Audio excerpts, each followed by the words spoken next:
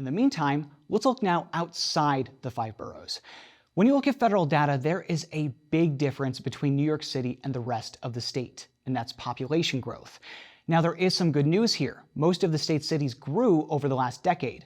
But according to the state controller's office, the population of New York City grew at nearly 4 times the rate of the state's other smaller cities on average. And the perennial question is, how can we make these smaller cities in New York into places where people want to move or even just stay? For more on that, I turn this week to Senator Jeremy Cooney, who chairs the Senate's Cities 2 committee. Senator Cooney, thank you so much for being here. I appreciate it. Glad to be here, Dan. So you're kind of an expert on New York's small and mid-sized cities. You did a tour in the fall called the Regenerate Tour. We've talked about it before. You're chair of the Cities 2 committee. We're talking about the state budget. From your perspective, what needs to be in this year's state budget for those small and mid-sized cities in New York? What needs to be in there to really boost them up? Well, first, let me say I'm an upstate guy. I was raised in Rochester, and so this past fall I did that 5-city tour, which became an 8-city tour, which became an 11-city tour. So I spent a lot of time traveling across upstate New York, talking about what their needs are. This budget, I think, goes a step in the right direction for what our upstate, our small and mid-sized cities are looking for. We recognize that there are cities other than the great city of New York that if you invest a little bit of resource and time and attention to, can become great population centers for our state. So whether it's downtown revitalization, whether it's investing in childcare, whether it's talking about neighborhood blight, whether it's talking about economic development, how we attract new jobs to cities across the state of New York. These are all ways that we can invest in these small and mid-sized cities. Is it just about that funding in terms of, is it just about pushing funding to these cities? Or do you see an avenue where tax breaks or tax incentives could help people and businesses in these cities? You often hear from the other side of the aisle that Democrats like to tax and spend. So they like to argue, well, why don't we lower taxes and offer more incentives for business and towards the economy? Where do you see that? Do you think we need more of that?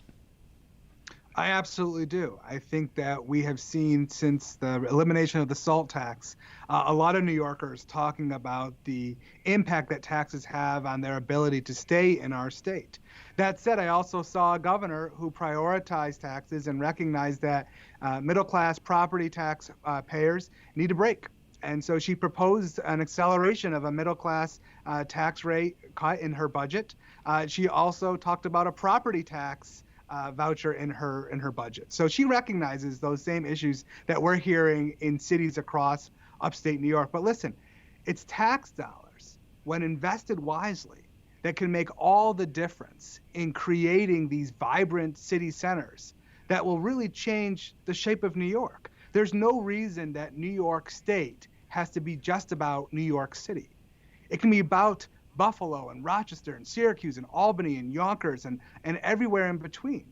These are the places where we had great success stories in the past, whether it's in my hometown of Rochester with the launch of Eastman Kodak Company, or whether it's in Buffalo right now with all the rage around the Buffalo Bills. So there's opportunities with tax dollars to be invested into city centers, school programming, making sure that our infrastructure is top-notch. If we can do all those things, we can change what New York State looks like, not just for our generation, but future generations to come. I'm always looking for the key of what's going to bring people back to these upstate cities. And full disclosure, so I vacationed to Austin, Texas quite a bit. I really love it there. And I'm always thinking, how can we bring those ideas of Austin, Texas up to a place like Albany, New York, to make it a place where young people would like to relocate and would like to lead their lives and live out the rest of their lives? What do you think the key to that is? Is it just about offering those incentives, like structuring up the government centers and providing new incentives for people? Or is it about attracting these businesses? I'm always looking to see what's going to get these young people here. The winning formula is a high quality of life with a good paying job. If upstate cities are able to tell recent college graduates or graduates who have gone to the University of Rochester and then gone off to Northern California to work in the tech sector, if we're able to tell those recent college graduates, come back to upstate New York, because you can buy a house, you can have a very short commute, you can access the beautiful Adirondack State Park. We don't have forest fires and mudslides and earthquakes. You can come to a place like upstate New York, but we're also going to have a job for you to get. And I think this pandemic, if it's taught us anything, it's taught us the power of remote working.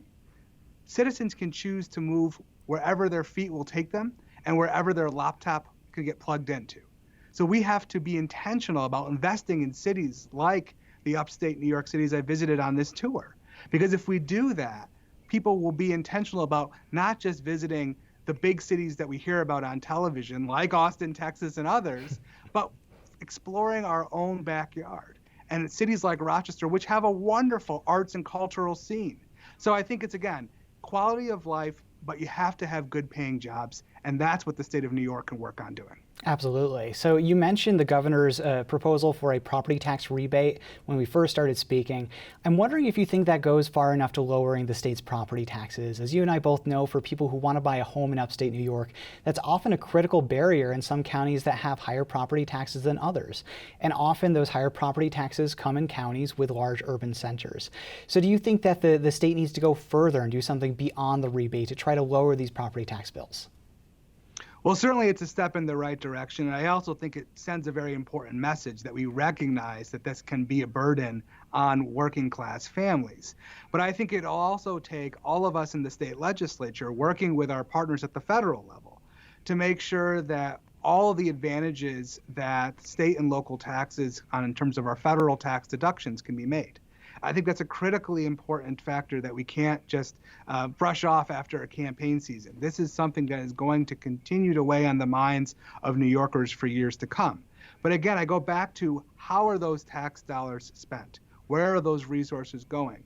If we may have a higher tax capability of our state than other states, but if we have great quality schools, if we have roads that don't have potholes all the way through them, if we have wonderful state parks to visit in the middle of a pandemic, well, then maybe folks are willing to pay for that. And I bet you $1 for donuts that most of upstaters agree that that is a price worth paying if it means that they can raise their family with a safe quality of life that you can't find in other parts of our great country. All right, Senator Jeremy Cooney, a bright future ahead, it sounds like, Chair of Cities 2. Thank you so much. Thanks for having me.